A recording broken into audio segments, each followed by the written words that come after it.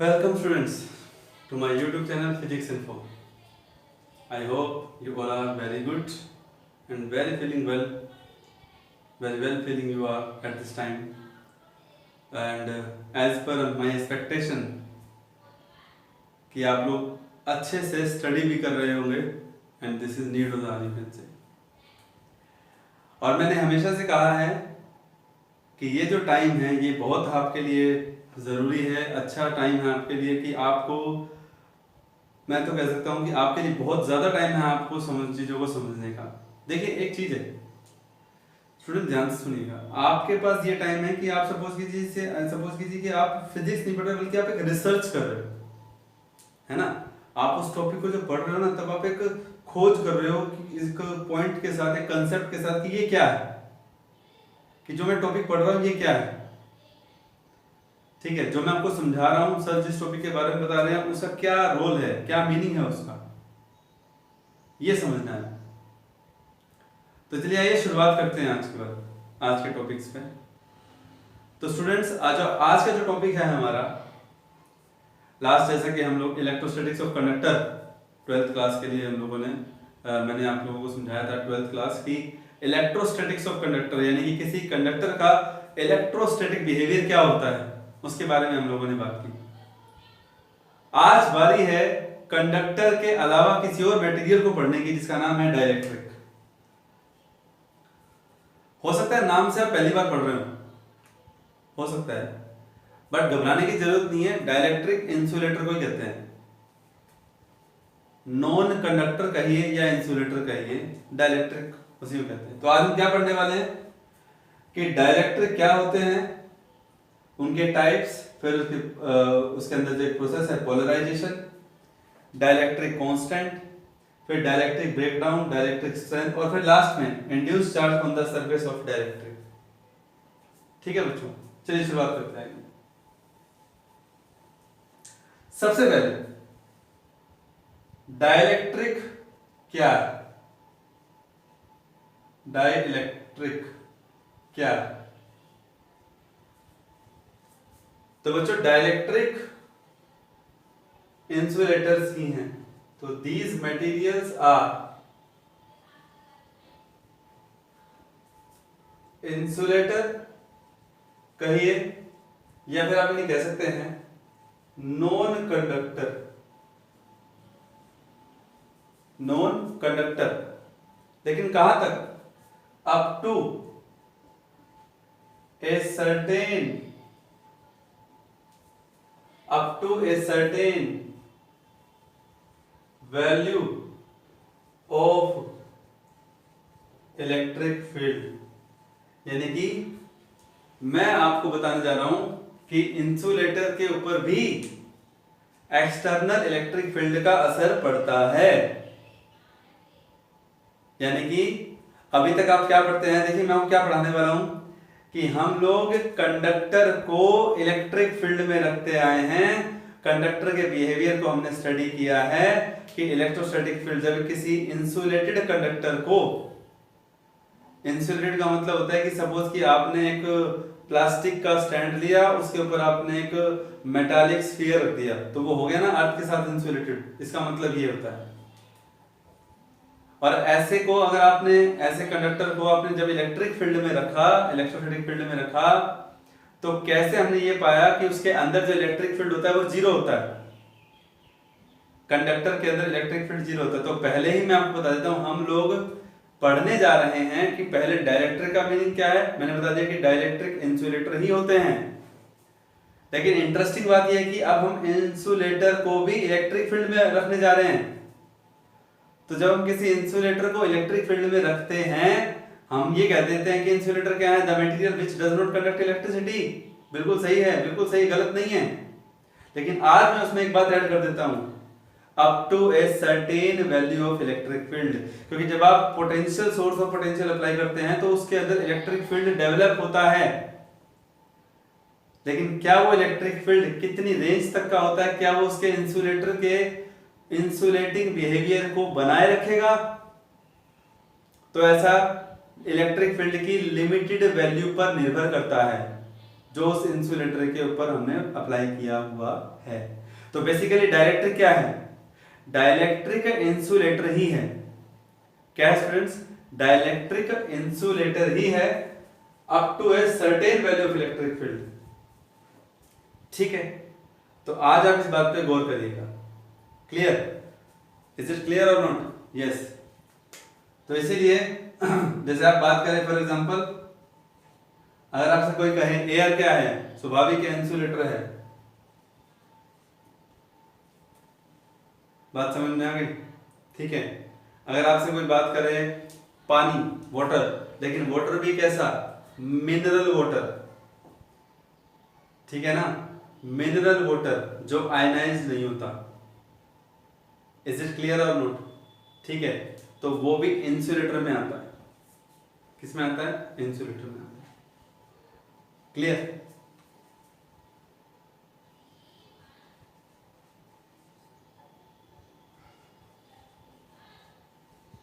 Etcetera. और भी हैं, गैसेस लगा लो आप। गैसेस को कहां भूल गए? जैसे आपके सामने है ऑक्सीजन गैस, नाइट्रोजन गैस, ये सब इंसुलेटर हैं, सब डाइलेक्ट्रिक है अपने आप में। ठीक है, उसके बाद कार्बन डाइऑक्साइड लगा लीजिए। ठीक है, अच्छा वाटर वेपर जिसकी बात मैं कर चुका हूं, H2O। क्लियर? एटसेट्रा। बात समझ में आ गई? तो ये सब क्या है? ये सब हमारे पास डाइलेक्ट्रिक हैं। क्या है हमारे पास? ये डाइलेक्ट्रिक हैं। ठीक है, अब उसके बाद बात आती है कि टाइप्स ऑफ डाइलेक्ट्रिक क्या है। Second point, types of dielectric. Please इसको समझिएगा बच्चों। टाइप्स में हम लोग क्या पढ़ने जा रहे हैं? कोई बात नहीं, इंसुलेटर कैटेगरी है। ठीक है, लेकिन क्या सभी इंसुलेटर की प्रॉपर्टी एक जैसी होगी? नहीं। कंडक्टर एक कैटेगरी है, तो क्या सभी कंडक्टर्स का बिहेवियर एक जैसा होता है? नहीं, ये हम सब जानते हैं। इसी तरह से इंसुलेटर्स मतलब डाइलेक्ट्रिक को हमने दो कैटेगरी में डिवाइड कर रखा है।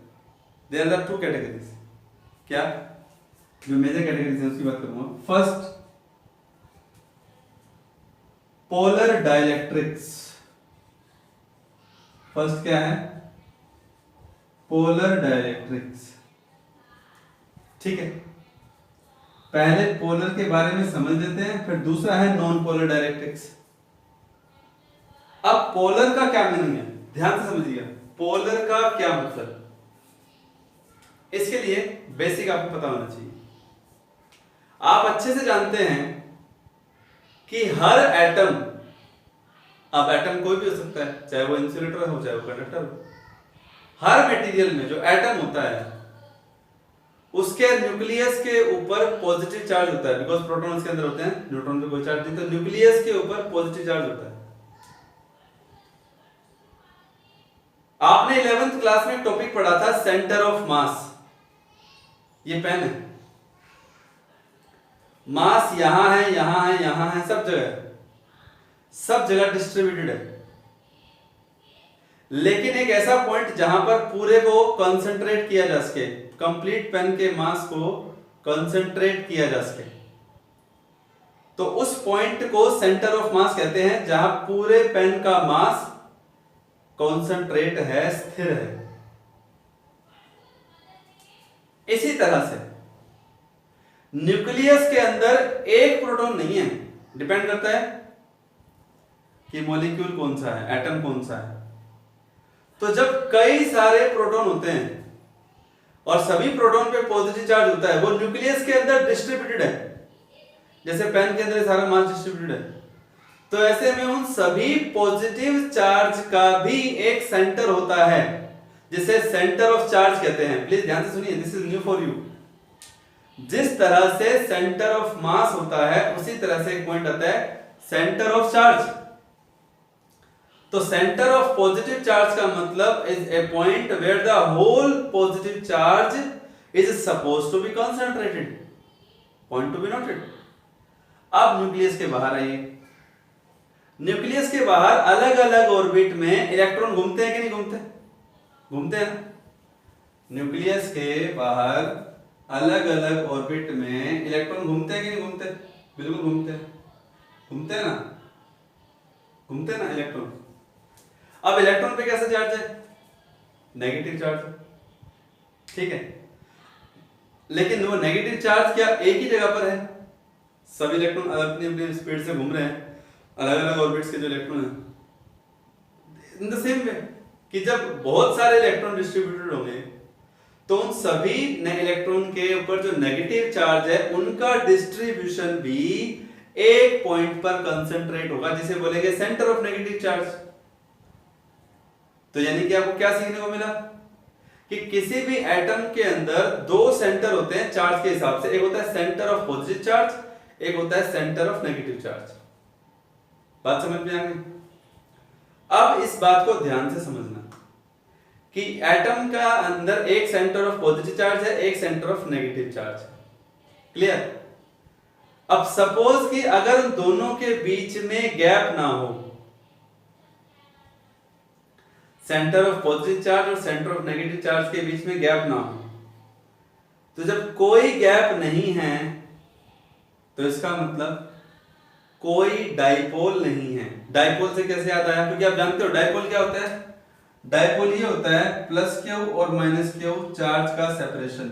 एक system of two charges, di मतलब दो, जिसमें प्लस क्यू और माइनस क्यू चार्ज होते हैं। डाइपोल की डायरेक्शन माइनस से प्लस होती है। डाइपोल मोमेंट पी होता है, स्मॉल पी, ये हम लोग पढ़ चुके हैं। तो बच्चों मेरा पॉइंट क्या है कि हम किसी भी एटम को डाइपोल मान सकते हैं। कैसे मान सकते हैं? क्योंकि उसमें सेंटर ऑफ पॉजिटिव चार्ज भी है और सेंटर ऑफ नेगेटिव चार्ज भी है। लेकिन वो डाइपोल कब बनेगा? जब उसमें गैप होगा, है क्या नहीं? तो इसका मतलब ऐसे डाइलेक्ट्रिक, ऐसे इंसुलेटर जिनके मॉलिक्यूल्स के अंदर जो पॉजिटिव चार्ज और नेगेटिव चार्ज के बीच में गैप है, डिस्टेंस उनके बीच में है, इसका मतलब वो अंदरूनी एक डाइपोल बना रहे हैं। अंदरूनी डाइपोल वहां पहले से है, उसे बोल देंगे इंट्रिंसिक डाइपोल मोमेंट। ऐसे डाइपोल के मोमेंट को क्या बोलेंगे? इंट्रिंसिक डाइपोल, क्योंकि वो अंदरूनी रूप में पहले से मौजूद है। और ऐसे मॉलिक्यूल्स जिस डाइलेक्ट्रिक में हो उसे पोलर डाइलेक्ट्रिक्स कहते हैं। पोलर मतलब डाइपोल मोमेंट होना, पहले से ही इंट्रिंसिक डाइपोल मोमेंट होना। और नॉन पोलर डाइलेक्ट्रिक का मतलब नॉन पोलर। पोलर मतलब डाइपोल मोमेंट होना और नॉन पोलर का मतलब नहीं होना। और नहीं होना का मतलब पॉजिटिव चार्ज और नेगेटिव चार्ज तो हैं, this is centre of positive charge, this is centre of negative charge, but they are coincide, they are overlapped over each other. तो जब ओवरलैप होंगे तो गैप ही नहीं होगा, तो डाइपोल मोमेंट कहां से बनेगा? डाइपोल कहां से बनेगा? तो इलेक्ट्रिक डाइपोल क्या होता है? एक system of two charges of opposite polarity, एक प्लस एक minus, and they have some gap, they are situated at some distance between them from each other, they are situated at some distance from each other। बात समझ में आ गई? तो मेरा कहने का मीनिंग क्या है? मेरा कहने का मतलब पोलर डाइलेक्ट्रिक्स क्या होते हैं? The dielectrics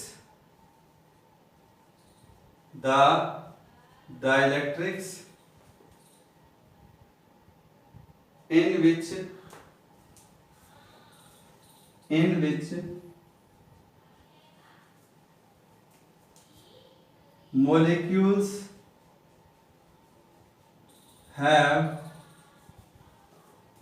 which molecules have their own intrinsic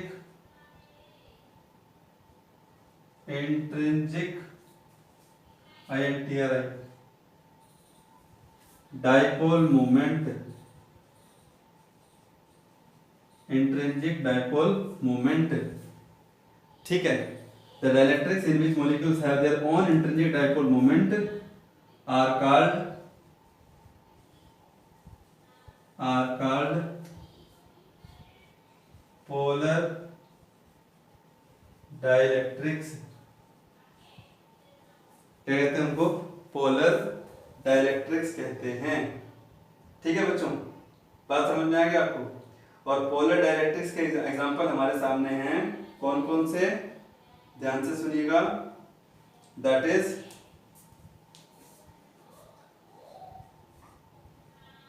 HCl hydrochloric acid. दूसरा एग्जांपल हमारे सामने है NH3। ठीक है। तीसरा एग्जांपल CO मतलब कार्बन मोनोऑक्साइड एटसेट्रा। तो ये क्या है बच्चों? ये है पोलर डाइलेक्ट्रिक्स। क्या है ये? पोलर डाइलेक्ट्रिक्स है। तो मेरे ख्याल से डाइलेक्ट्रिक का मीनिंग आपको समझ में आ गया। उसके बाद टाइप्स ऑफ डाइलेक्ट्रिक की जब हमने लोगों ने बात की हम लोगों ने, तो उसमें सबसे पहले मैंने कहा कि डाइलेक्ट्रिक्स जो हैं वो पोलर होते हैं और दूसरे नॉन पोलर होते हैं।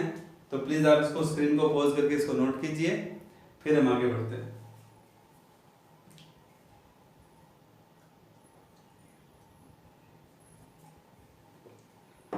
यस, अब आगे बढ़ते हैं किसके ऊपर? नॉन पोलर के ऊपर। ठीक है।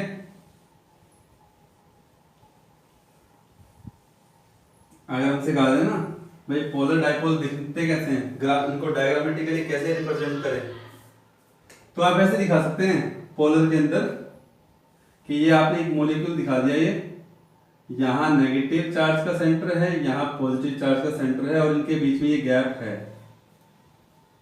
ठीक है। तो ये प्रेजेंटेशन है किसकी? पोलर मॉलिक्यूल्स की। ठीक है, बात समझ में आ गई? अब बारी किसकी है? Second type, that is what? Non polar dielectric. तो ये कौन से डाइलेक्ट्रिक होते हैं? द materials in which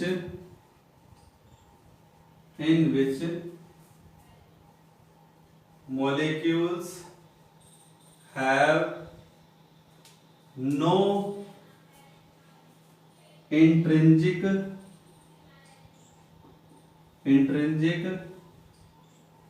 होता है जो अंदरूनी रूप से पहले से ही मौजूद हो। Intrinsic dipole moment in which molecules have no intrinsic dipole moment are called, कैसे डायरेक्टली कहेंगे उसको? Non polar dielectric. ठीक है, क्या कहेंगे उनको? नॉन पोलर डाइलेक्ट्रिक कहेंगे। तो इसमें एग्जांपल क्या है देखिएगा। इसका एग्जांपल है कौन कौन?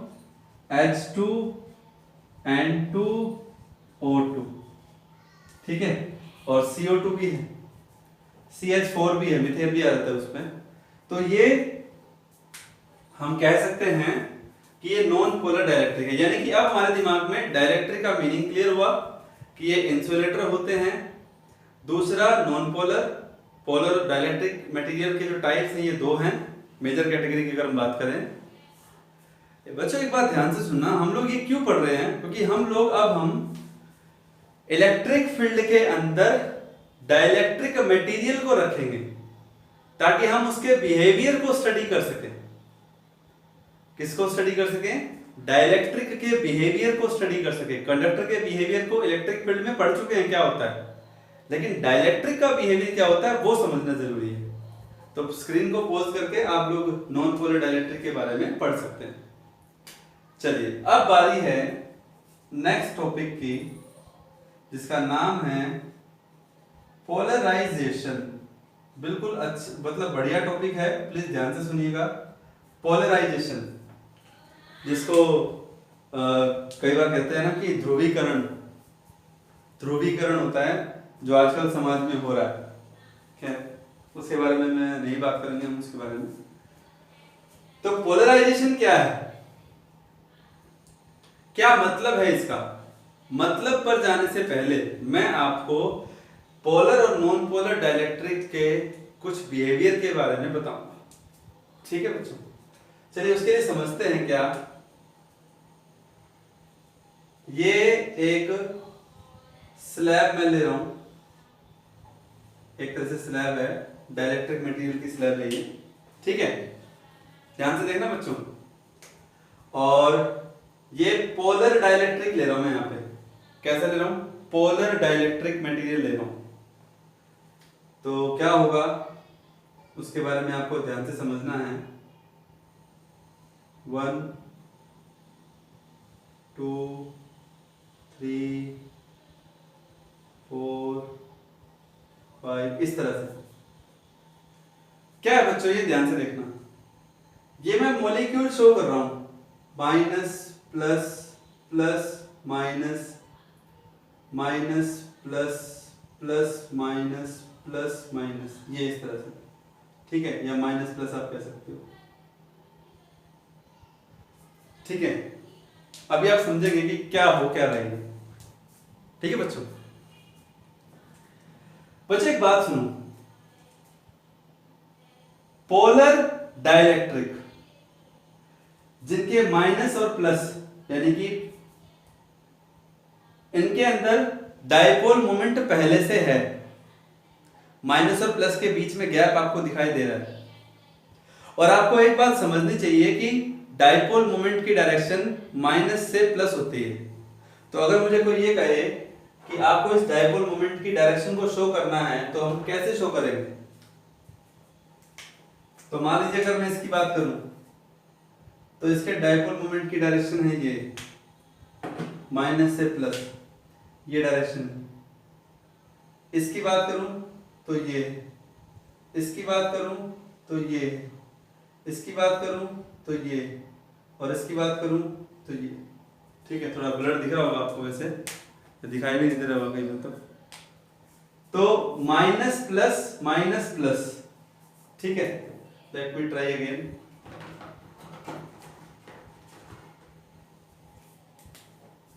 This one minus plus minus plus minus plus minus से प्लस माइनस। तो ये क्या है? ये 5 एरो क्या इंडिकेट कर रहे हैं? ये डाइपोल मोमेंट की डायरेक्शन दिखा रहे हैं।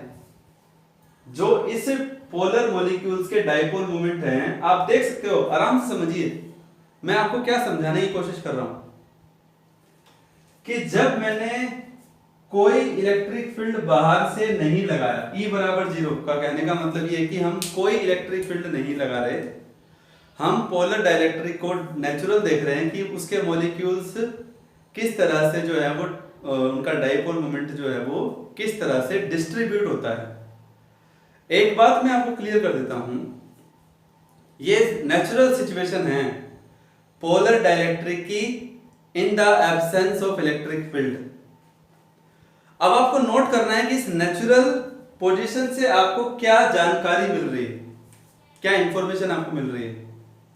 इंफॉर्मेशन ये है कि इन सब में डाइपोल मोमेंट तो है, लेकिन वो रैंडम डायरेक्शन में है, जिसकी वजह से जब इलेक्ट्रिक फील्ड नहीं लगाते तो इन सब मॉलिक्यूल को मिला करके नेट डाइपोल मोमेंट 0 आता है।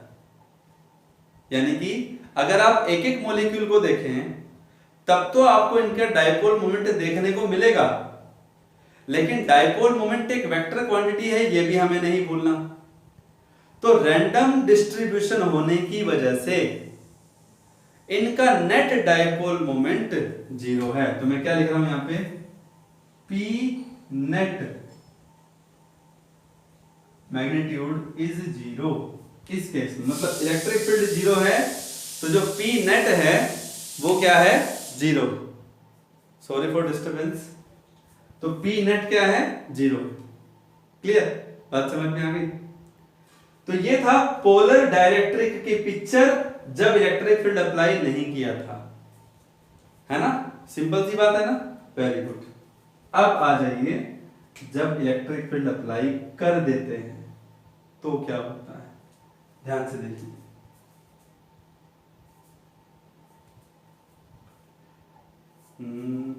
थोड़ा सा यहां देख लें, चलिए यहां देख लेते हैं। ये एक स्लैब मैंने ली, वही स्लैब ही, वही यही स्लैब है, लेकिन अब इस स्लैब पे इलेक्ट्रिक फील्ड जीरो नहीं है। मतलब क्या है इसका मतलब, ये है बच्चों कि इलेक्ट्रिक फील्ड जो है ना वो अब अप्लाई हमने कर दिया है। अब आप कहेंगे सर किस डायरेक्शन में, वो तो हमने दिखाया नहीं। मर्जी है आपकी, आपने स्लैब को एक्सटर्नल इलेक्ट्रिक फील्ड में रखा है, आपकी मर्जी है, आप उसको डायरेक्शन को ऐसे दिखा सकते हो कि ये डायरेक्शन है, मतलब बाहर से जो फील्ड लग रहा है ना वो इस डायरेक्शन में लग रहा है। तो अब इन मॉलिक्यूल की पिक्चर क्या होगी, ध्यान से देखना बच्चों, इन मॉलिक्यूल की पिक्चर क्या होगी।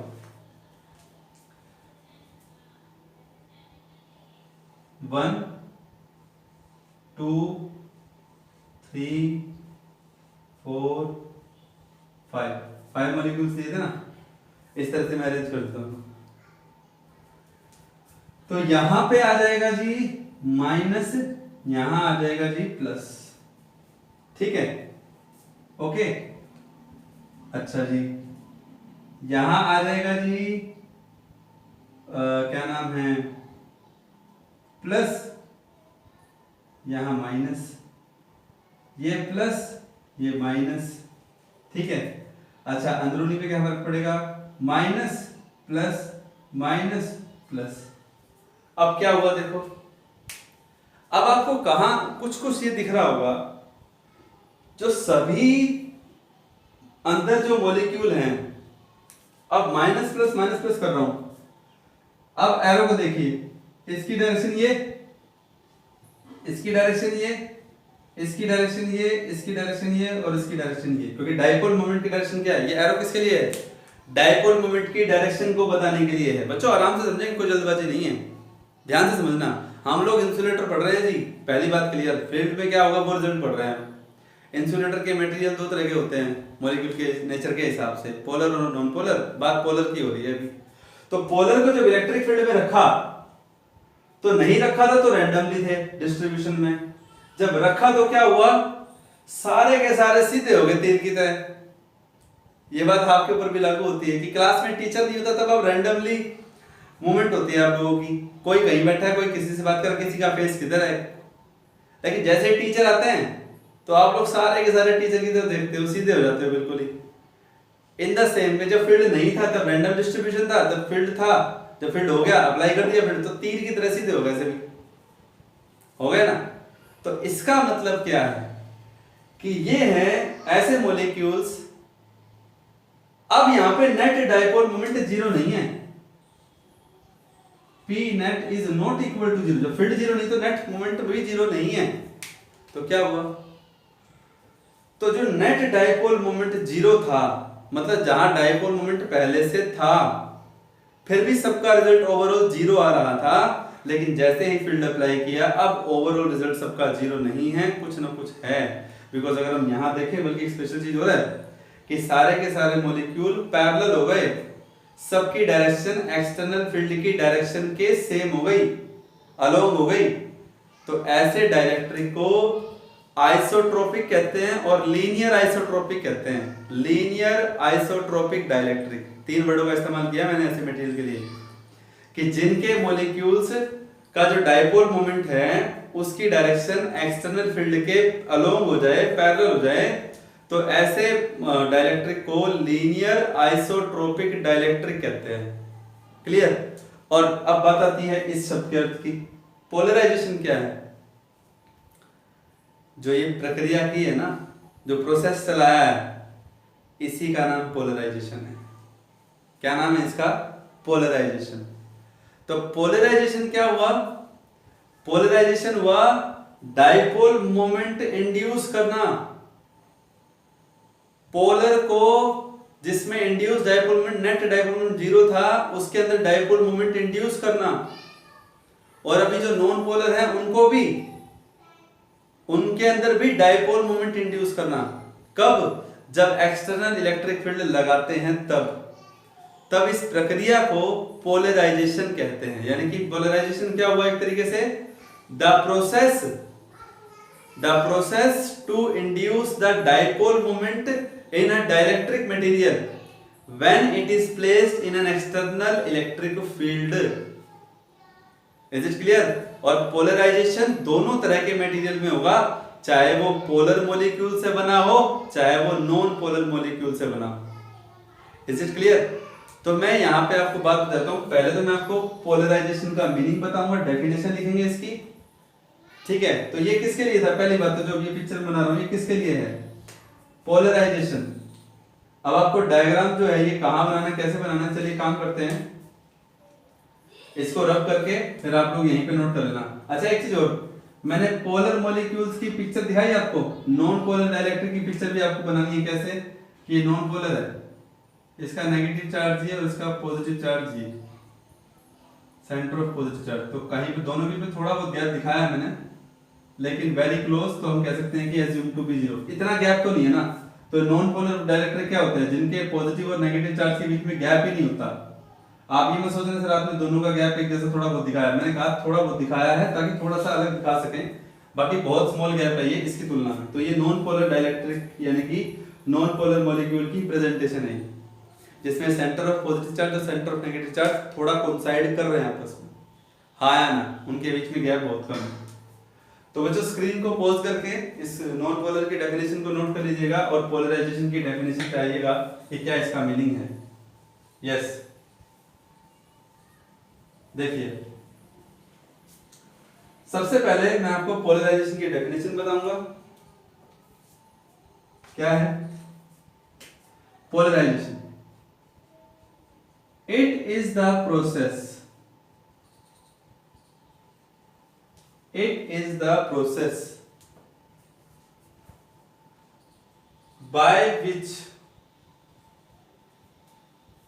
by which a net dipole moment is induced in dielectric materials। अब डाइलेक्ट्रिक बोला मैंने, डाइलेक्ट्रिक में दोनों आ गए। In dielectric materials when it is placed in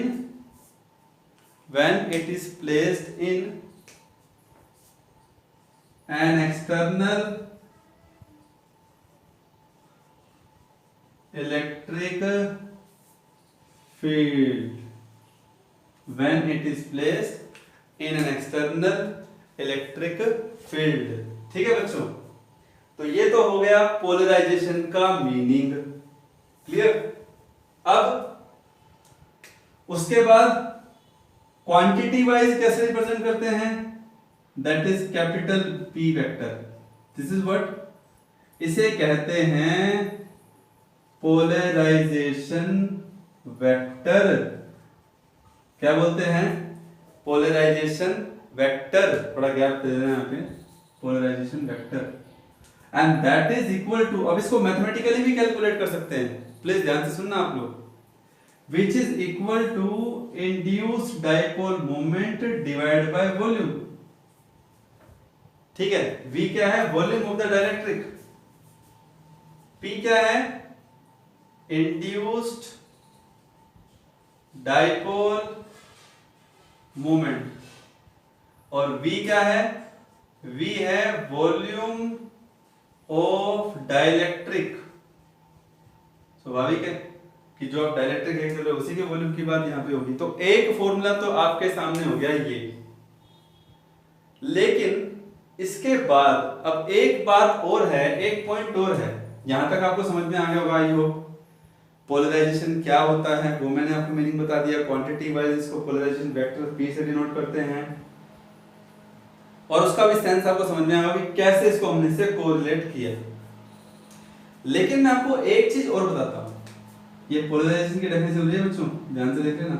also जो ये पोलराइजेशन वेक्टर है ना P, ये डायरेक्टली प्रोपोर्शनल है इलेक्ट्रिक फील्ड के भी जो हमने अप्लाई किया हुआ। बिल्कुल सही बात है, जो हम बाहर से इलेक्ट्रिक फील्ड अप्लाई कर रहे हैं उसकी स्ट्रेंथ भी मायने रखती है, क्योंकि सीधी सी बात है, अगर इलेक्ट्रिक फील्ड बाहर से वीक लगाओगे, वीक होगा, तो वो क्या ज्यादा से ज्यादा मॉलिक्यूल को पोलराइज कर पाएगा? बिल्कुल नहीं। तो यानी कि ये बाहर जो इलेक्ट्रिक फील्ड अप्लाई किया गया है, एक नंबर बात तो ये। दूसरी नंबर बात, मटेरियल का नेचर भी वहां पे आता है कि आप किस तरह के मटेरियल को पोलराइज्ड कर रहे हो। जिस तरह से सभी कंडक्टर हैं, लेकिन सभी कंडक्टर का बिहेवियर अलग अलग होता है। जैसे कंडक्टर, मेटल्स आर कंडक्टर, लेकिन क्या सभी मेटल्स का रेजिस्टेंस सेम होता है? क्या सभी मेटल्स का नेचर सेम है? बिल्कुल सेम नहीं है। करंट सब में फ्लो करता है, करंट सब में फ्लो करता है, लेकिन नेचर वाइज सब अलग अलग है कि नहीं? ठीक है। इसी तरह से पोलराइजेशन सभी डाइलेक्ट्रिक में होगा, लेकिन डिपेंड करेगा उसके नेचर पे भी। क्लियर? और दूसरा एक्सटर्नली डिपेंड करेगा इलेक्ट्रिक फील्ड पे भी। तो P डायरेक्टली प्रोपोर्शनल टू तो E तो है ही है। ऑल्सो जब आप ये डायरेक्ट्रिक, जब आप ये कांस्टेंट ऑफ प्रोपोर्शनलिटी हटाओगे तो एक सिंबल आपके सामने आ रहा है, ये x नहीं है, इसे बोलते हैं काई। x की तरह दिख रहा होगा बट इट्स नॉट x। ध्यान से देखिए, इसको ऐसे डिनोट करते हैं, ये इट्स काई E, स्मॉल e, और फिर ये इलेक्ट्रिक फील्ड। तो बच्चे ये क्या है पता है? This is the electrical susceptibility. किसकी ससेप्टिबिलिटी? मटेरियल की, जिसको हम पोलराइज करने जा रहे हैं, जिसको हम क्या करने जा रहे हैं? पोलराइज करने जा रहे हैं। ठीक है बच्चों, तो इस बात को आप ध्यान से सुनना और समझना। तो मैं यहाँ पे लिख देता हूँ पहले, क्योंकि अभी हम डायग्राम का यूज करेंगे ना, इसका डायग्राम का यूज अभी नहीं किया हमने। तो काई ई क्या है?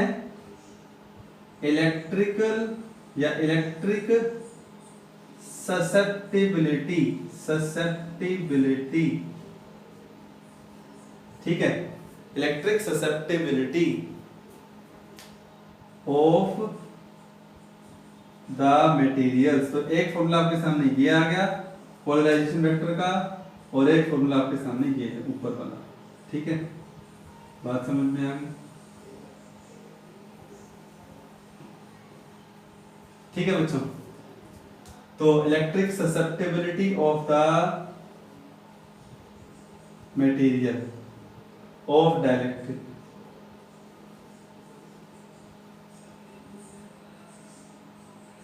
ठीक है बच्चों, तो बच्चों टॉपिक बिल्कुल नया है, घबराना नहीं है, समझते चलना है बस उसको।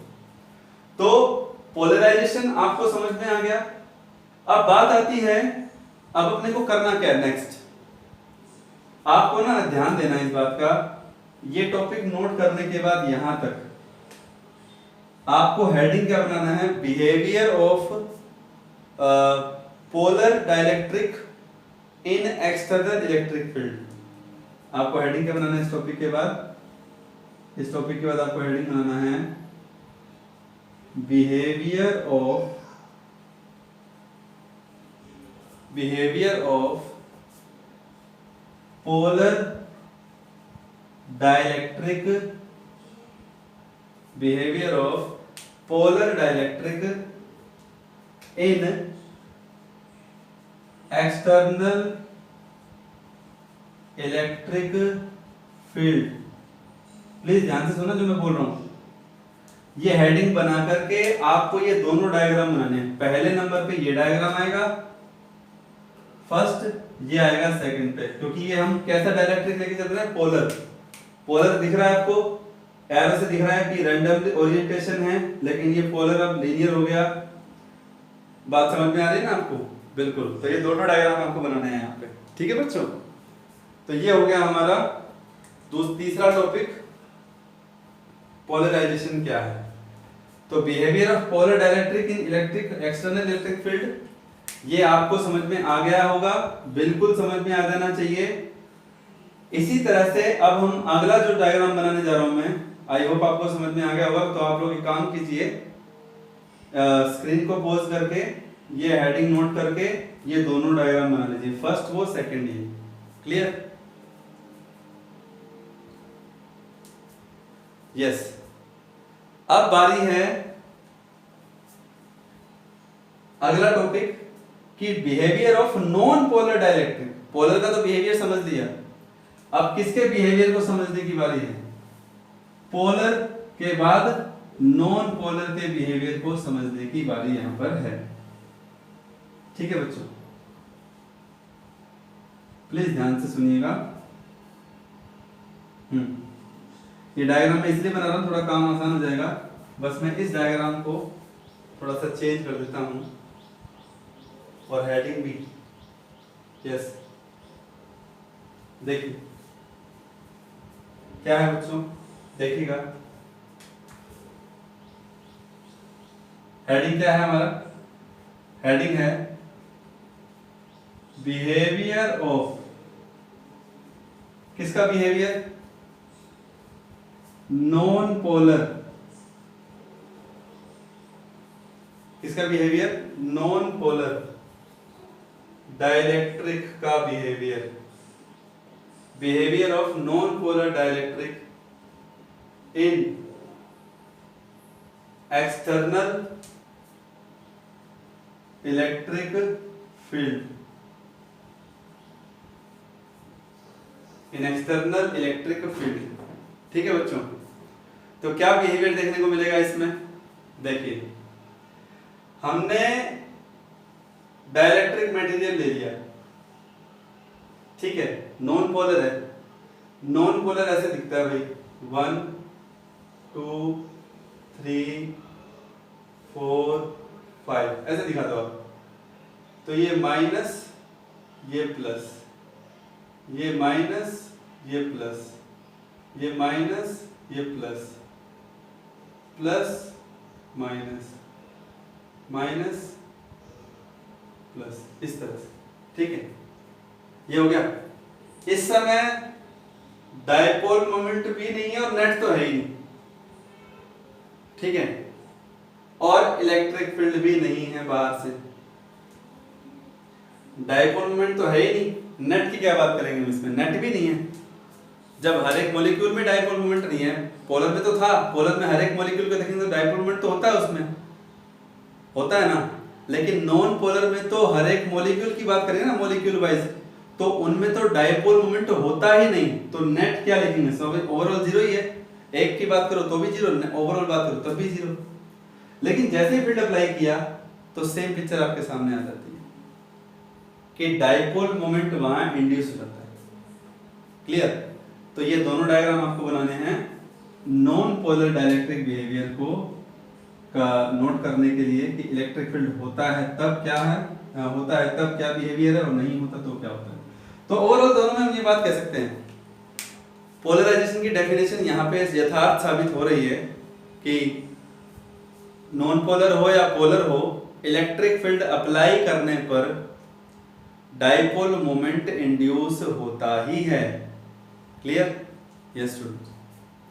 तो आई होप आपको समझ में आया होगा। तो आप फर्स्ट डायग्राम को सेकंड वो बना देना नॉन पोलर के बारे में। अब बारी है नेक्स्ट टॉपिक जिसका नाम है डाइलेक्ट्रिक कांस्टेंट। क्या नाम है? Dielectric constant. चलिए, इसके लिए मैं आपको एक टर्म समझाता हूँ। स्क्रीन को पोज करके आपने नोट कर लिया होगा इसको। गुड। क्या है, ध्यान से समझें। डाइलेक्ट्रिक कांस्टेंट क्या है? देखिए बच्चों, डाइलेक्ट्रिक कांस्टेंट,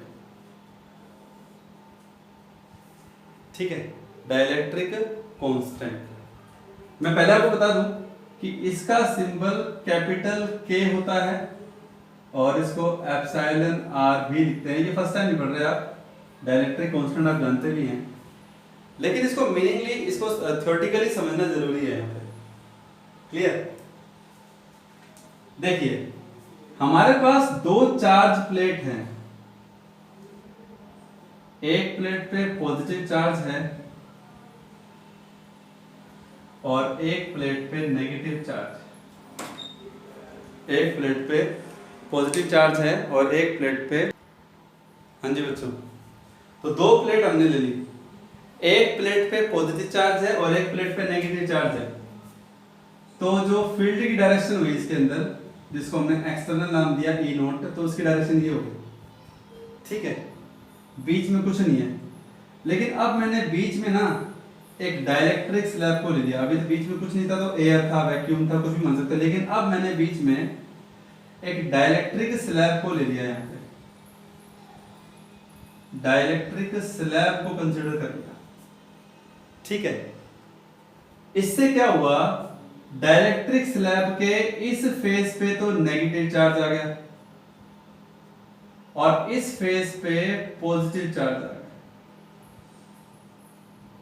जिसकी वजह से इसका खुद का इलेक्ट्रिक फील्ड जो अंदर आया उसकी डायरेक्शन होगी ई आई, I for induced, induced charge हो गया ना, माइनस के प्लस की वजह से यहां माइनस चार्ज आ गया, यहां माइनस था तो यहां प्लस आ गया, तो इंड्यूस्ड चार्ज हो गया कि नहीं हो गया, इंड्यूस्ड चार्ज की वजह से फील्ड कैसा हो गया, इंड्यूस्ड हो गया। अब बाहर वाले की डायरेक्शन ये और अंदर वाले की डायरेक्शन ये, तो इसका मतलब नेट इलेक्ट्रिक फील्ड इसके अंदर क्या रहा, डाइलेक्ट्रिक के अंदर जीरो तो होगा नहीं, तो वो कितना होगा, नेट इलेक्ट्रिक फील्ड, बल्कि जिसको मैं कहूंगा रिड्यूस्ड फील्ड। रिड्यूस्ड क्यों, क्योंकि डाइलेक्ट्रिक में कम हो गया, in the dielectric is net electric field, और you can say reduced field in the dielectric is E nought minus E I, ठीक है बच्चों, आई होप आपको समझ में आया होगा, ठीक है। क्या हो गया, E is equal to E note minus E I, ठीक है, बात समझ में आ गया आपको, ठीक है ना बच्चों। तो ऐसे में क्या हुआ, डाइलेक्ट्रिक कांस्टेंट किसे कहते हैं, so dielectric constant is, dielectric constant K is equal to इस reduced external field E not और रिड्यूस्ड फील्ड E के इस रेशियो को डाइलेक्ट्रिक कांस्टेंट कहते हैं। यानी क्या हुआ, एक्सटर्नल इलेक्ट्रिक फील्ड हो गया divided by reduced electric field, ठीक है, ध्यान रखना इसको। तो ये हो गया डाइलेक्ट्रिक कांस्टेंट की डेफिनेशन, और आपके सामने किसी कोई यूनिट बनेगी नहीं, क्योंकि ये भी फील्ड है, ऊपर भी फील्ड है, नीचे भी फील्ड है, तो इसकी जो क्या नाम है, ऐसा यूनिट है that will be you can say it is a unitless, no unit, okay. अब उसके बाद हम, तो यहां तक हमने पढ़ लिया कि डाइलेक्ट्रिक कांस्टेंट क्या होता है, ठीक है बच्चों। हाँ बच्चों, तो नेक्स्ट टॉपिक क्या था हमारा, डाइलेक्ट्रिक कांस्टेंट के बाद डाइलेक्ट्रिक ब्रेकडाउन, ठीक है। क्या मीनिंग होता है इसका, ध्यान से समझना, डाइलेक्ट्रिक ब्रेकडाउन। अब है ना, अगर आप इसके नेम के मीनिंग पे जाएं, अगर आप इसके मीनिंग पे जाएं तो आपको काफी हद तक इस टर्म का मतलब समझ में आ जाएगा। इसने क्या कहा, डाइलेक्ट्रिक, और ब्रेकडाउन का मतलब होता है कि टूट जाना। तो किस के टूटने की बात यहाँ पर हो रही है बच्चों, यहाँ पे बात हो रही है डाइलेक्ट्रिक के बिहेवियर की। मतलब क्या है कि हम लोग जानते हैं कि इंसुलेटर क्या होता है, डाइलेक्ट्रिक क्या होता है, जिसमें से करंट पास नहीं होता। अगर हम उसके ऊपर इलेक्ट्रिक फील्ड अप्लाई कर दे तो ठीक है, उसके ऊपर चार्ज इंड्यूस हो जाता है, उसके अंदर इलेक्ट्रिक फील्ड जो है, नेट इलेक्ट्रिक फील्ड जो है वो कम हो जाता है, रिड्यूस इलेक्ट्रिक फील्ड, जिसकी हमने लास्ट टॉपिक में बात की, वो बात ठीक है। पर सवाल ये है कि ब्रेकडाउन क्या है। एक्चुअल में इंसुलेटर के ऊपर आप इतना इलेक्ट्रिक फील्ड अप्लाई कर दो कि जो इलेक्ट्रॉन होते हैं ना, वो इसके एटम से डी अटैच हो जाए। ऐसा मैं क्यों कह रहा हूं, क्योंकि आपको याद हो इंसुलेटर की डेफिनेशन क्या होती है, जो इलेक्ट्रिसिटी और हीट को कंडक्ट नहीं करता। क्यों नहीं करता, क्योंकि उसमें करंट कैरियर्स नहीं होते, उसमें फ्री इलेक्ट्रॉन्स नहीं होते, ठीक है ना। उन्हीं को तो इंसुलेटर कहते हैं, जिनके आउटर मोस्ट शेल के जो इलेक्ट्रॉन्स वो टाइटली बाउंड होते हैं, वो फ्री नहीं होते।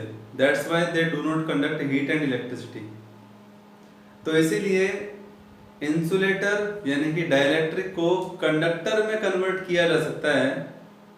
कहना आसान है, लेकिन इसके पीछे भी कई सारे फैक्ट्स हैं। लेकिन अगर हम सिर्फ इलेक्ट्रिक फील्ड के ऊपर जाएं, तो अगर हमें कितना ज़्यादा इलेक्ट्रिक फील्ड अप्लाई कर दे डाइलेक्ट्रिक के ऊपर कि उसके जो इलेक्ट्रॉन हैं जो फ्री नहीं थे आउटर मोस्ट के, तो वो फ्री हो जाएं, वो अपने एटम के साथ डी अटैच हो जाएं। बात समझ में आ रही है? They get detached from the atom and then conduct electricity. तो इस प्रोसेस को डाइलेक्ट्रिक ब्रेकडाउन कहते हैं। क्यों? क्योंकि यहाँ पे डाइलेक्ट्रिक कंडक्टर में कन्वर्ट हो गया और उसका डाइलेक्ट्रिक बिहेवियर यहाँ पर ब्रेक हो गया, इसीलिए डाइलेक्ट्रिक ब्रेकडाउन इसे हम कहते हैं।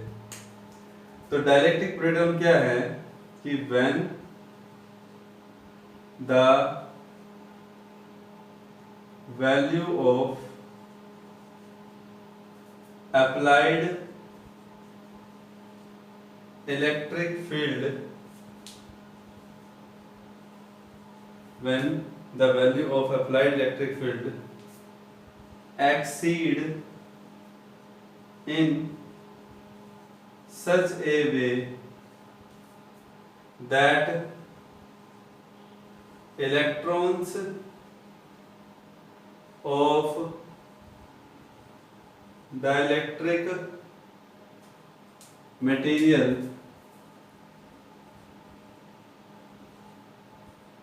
atom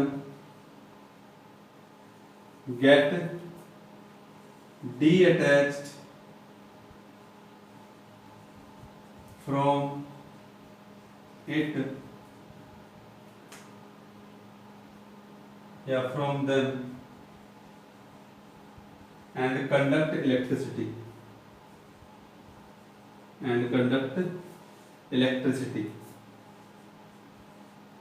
तो ऐसे में क्या हुआ कि डाइलेक्ट्रिक भी कंडक्टर की तरह बिहेवियर जो है उसका शो होने लगा। तो ऐसे में हम क्या कह सकते हैं कि उसका जो डाइलेक्ट्रिक बिहेवियर है वो यहाँ पर ब्रेक हो गया। Hence this process is called, तो इस प्रोसेस का क्या नाम है जिसमें डाइलेक्ट्रिक अपने बिहेवियर से कहते हैं कि डेविएट हो जाए, विमुख हो जाए, तो hence this process is called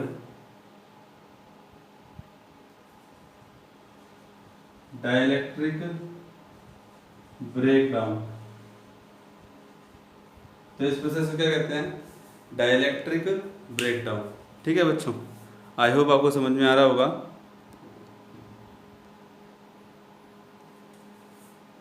clear है? ओके स्टूडेंट्स, नेक्स्ट है डाइलेक्ट्रिक स्ट्रेंथ। डाइलेक्ट्रिक स्ट्रेंथ, इसका क्या मतलब है प्लीज ध्यान से सुने। डाइलेक्ट्रिक स्ट्रेंथ, इसमें भी नाम से ही है कि कोई भी डाइलेक्ट्रिक है वो अप्लाइड इलेक्ट्रिक फील्ड जो अप्लाई कर रहे हैं उसको कितना टॉलरेट कर सकता है बिना ब्रेक डाउन के, तो वो उस डाइलेक्ट्रिक मटेरियल की स्ट्रेंथ कहलाती है। स्ट्रेंथ मतलब होता है कि फील्ड अप्लाई करते रहो और फिर भी वो अपने व्यवहार में अड़ा रहे। डाइलेक्ट्रिक का बिहेवियर है कि वो कंडक्ट ना करे इलेक्ट्रिसिटी को।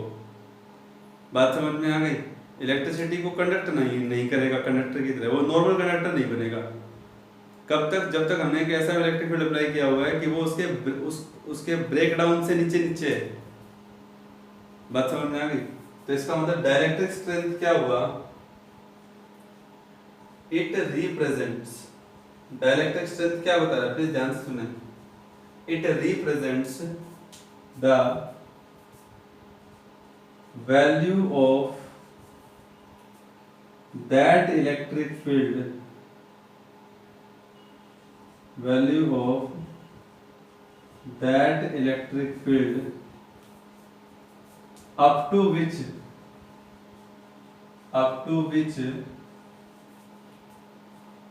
Dielectric behaviour maintain up to which dielectric behavior maintain without any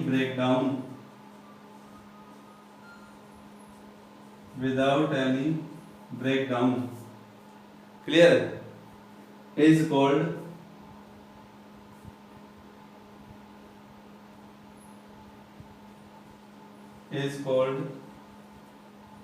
dielectric strength.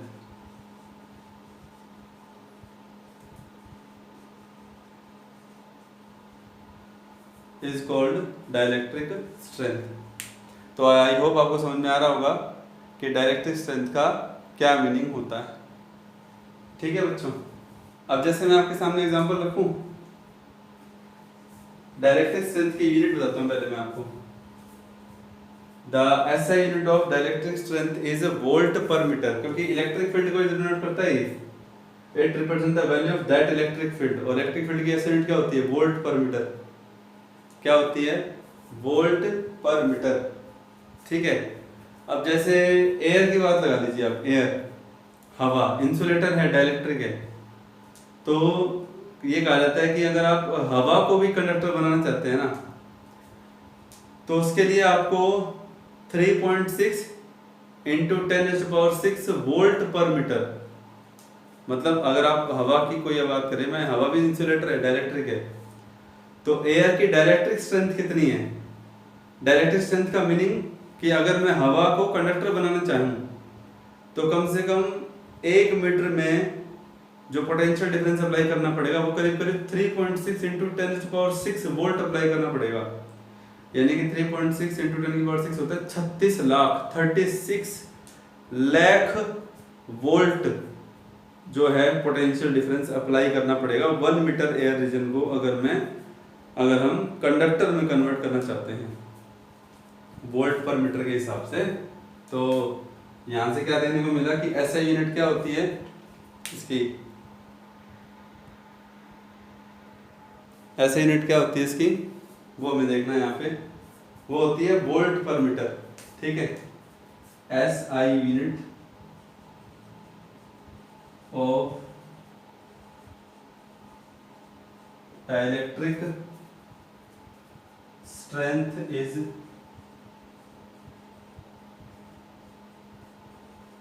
Volt पर मीटर। कितनी होती है? वोल्ट पर मीटर। और अगर आप हवा की बात करें ना, एयर के लिए इसकी वैल्यू लगभग होती है 3.6 इंटू 10⁻⁶ वोल्ट पर metre.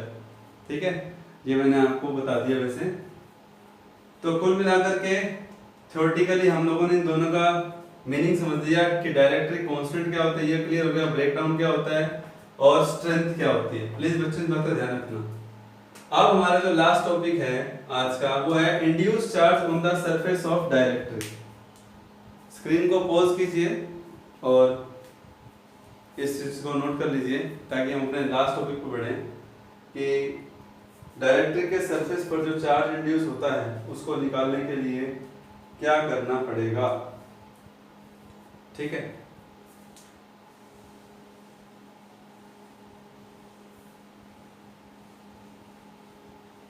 Yes students, so please ध्यान दीजिएगा इस पे। क्या है इसका मीनिंग?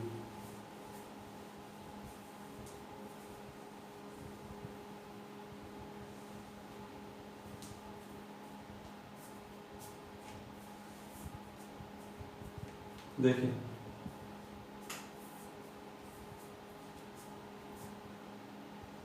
अब यहाँ है induce charge on the surface of A dielectric. तो ये टॉपिक हमारा है induce charge on the surface of dielectric. ठीक है बच्चों, तो ये टॉपिक हमारा है। इंड्यूस चार्ज हम जानते हैं, हमने देखा भी है अभी भी हमने पढ़ा भी था कि जैसे हम किसी डाइलेक्ट्रिक मटेरियल को जब इलेक्ट्रिक फील्ड के बीच में रखते हैं तो कैसे उसके अंदर इलेक्ट्रिक फील्ड की जो स्ट्रेंथ है वो कम हो जाती है, डाइलेक्ट्रिक कांस्टेंट। ध्यान रखना बच्चों, कौन सा टॉपिक था? डाइलेक्ट्रिक कांस्टेंट का टॉपिक था। ठीक है, चलिए ये हमारे पास दो चार्ज प्लेट है।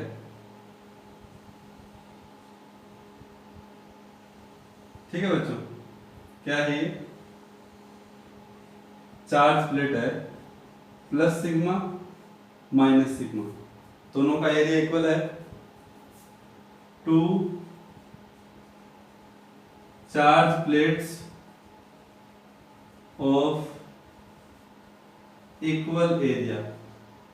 ठीक है, ये हमने कंसीडर कर लिया। तो ऐसे में जो फील्ड जो होगा इन दोनों प्लेट्स के बीच में वो होगा प्लस से माइनस इस तरफ, जिसको हम नाम देने जा रहे हैं ई नोट। ठीक है बच्चों, ये हो गया फील्ड। अब हम क्या कर रहे हैं? Now the gap between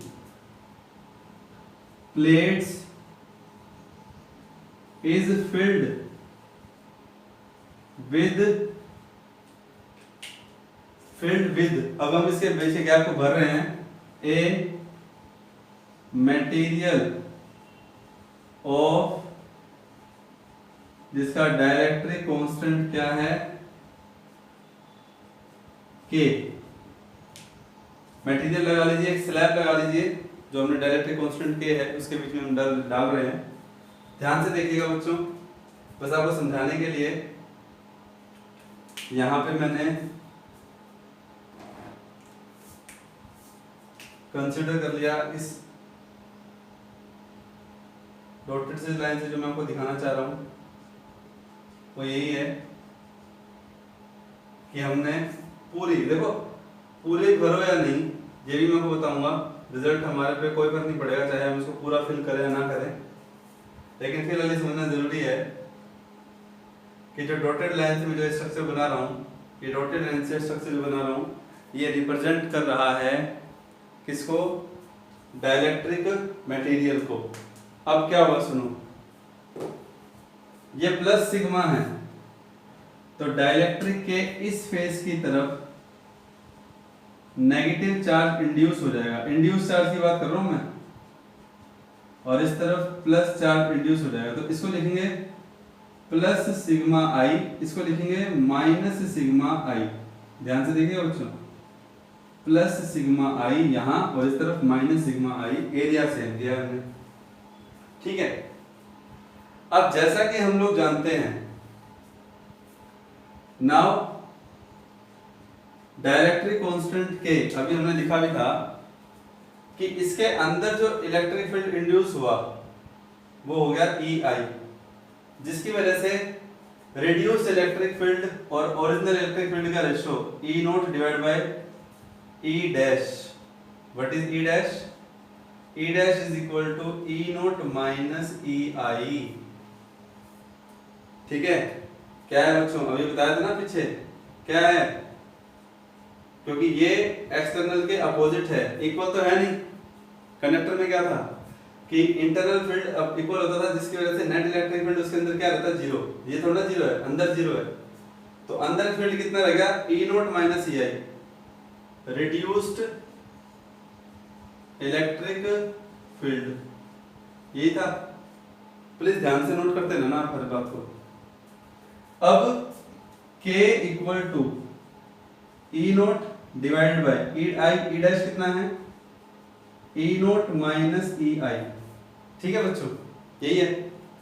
next step देखिए, यहीं पे देख लीजिए, इस तरफ आगे स्टेप, इस डिनोमिनेटर पार्ट को यहां ले जाइए, तो E nought become equal to K times of E note minus K times of E I. इसमें भी कोई डाउट नहीं है अपने को? है कोई डाउट? बिल्कुल भी डाउट नहीं होना चाहिए आई थिंक। फिर एक काम करते हैं हम, यहाँ नेक्स्ट स्टेप पे आ जाइए, या यहाँ पे देखिए, यहाँ पे इस स्टेप में देख लीजिए, एरो लगा रहा हूँ ना प्लस। अब ये ई नोट यहाँ भी है, ई नोट यहाँ भी है, तो इसको वहां ले जाइए। क्यों? क्योंकि हमें इंड्यूस चार्ज निकालना है ना, और इसको ई नोट को यहाँ ले आइए। तो E नॉट कॉमन आ जाएगा और अंदर बचेगा K माइनस 1 बचेगा। अब नेक्स्ट स्टेप पे आ जाइए, समझ में आ गया ना। E नॉट वहां ले गए, K E नॉट पहले है ही, K E नॉट और E नॉट कॉमन तो K माइनस 1 और ये माइनस का इधर आके प्लस, ठीक है। अब E I is equal to E not और 1 माइनस 1 बाय K। ये स्टेप मैंने क्या किया, इस K को मल्टीप्लाई में था ना, वहां डिवाइड में ले गया तो K बाय K1 और माइनस 1 बाय K, ये हो गया। यहां तक सही है। अब हम जानते हैं कि EI क्या है, इंड्यूस इलेक्ट्रिक फील्ड है अंदर, और इसमें कोई दो राय नहीं है कि इंड्यूस इलेक्ट्रिक फील्ड EI होगा sigma I by epsilon not. हम लोग जानते हैं कि दो प्लेट्स के बीच में, चार्ज प्लेट के बीच में जो इलेक्ट्रिक फील्ड होता है वो कितना होता है, सिग्मा बाय एप्सिलॉन नॉट। तो लेकिन डाइलेक्ट्रिक में कितना होगा, sigma I by epsilon naught is equal to E naught क्या होगा, sigma naught by epsilon naught. खाली सिग्मा ले सकते हो आप, इंड्यूस के लिए आपने ये लिया है epsilon naught 1 minus 1 by K, ठीक है। अब हम अच्छी तरह से जानते हैं कि जो इंड्यूस चार्ज है वो प्लस सिग्मा जितना नहीं है, पर जितना भी है उसके लिए हमें देखना है यहाँ पे कि सिग्मा I क्या होगा। देखिए बच्चों ध्यान से देखिएगा, सिग्मा I होगा चार्ज अपॉन में एरिया। सिग्मा क्या होगा, ओरिजिनल चार्ज अपॉन में एरिया 1 माइनस 1 बाय K।